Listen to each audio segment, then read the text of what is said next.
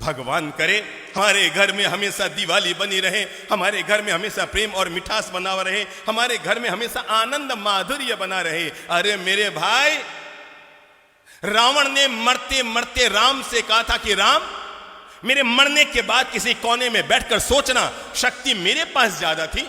अरे मेरी तो पूरी लंका सोने की, तेरे तो अयोध्या में तेरा सिंहासन भी सोने का ना होगा। महादेव मेरी मुट्ठी में, शनि मेरे काख में, नवग्रह मेरे पांव के नीचे और यमराज मेरे कहे पे चलने वाला।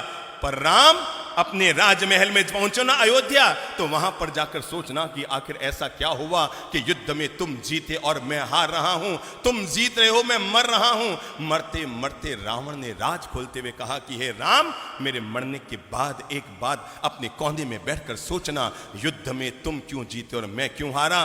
तुम शक्तिशाली थे इसलिए नहीं जीते राम, शक्ति मेरे पास है। तुम भक्ति करते हैं भगवान की, अरे महादेव की जो मैंने भक्ति की है दुनिया में किसने की होगी। पर राम तुम इसलिए जीत गए, राम तुम इसलिए जीत गए।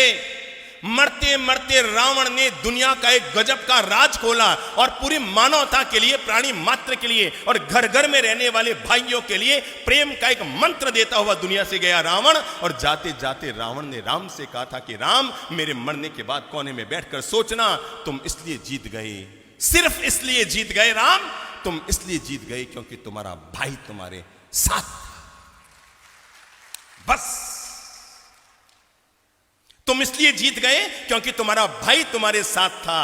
और राम, मैं इसलिए हार गया क्योंकि मेरा भाई किसके साथ, तेरे साथ था।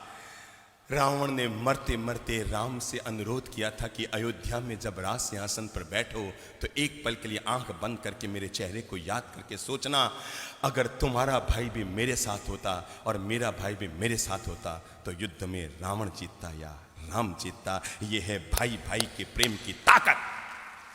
और जिस घर में, जिस समाज में, जिस परिवार में, जिस राष्ट्र में यह ताकत हुआ करती है, वहां पर दुनिया की कोई ताकत उस परिवार को कमजोर नहीं कर सकती।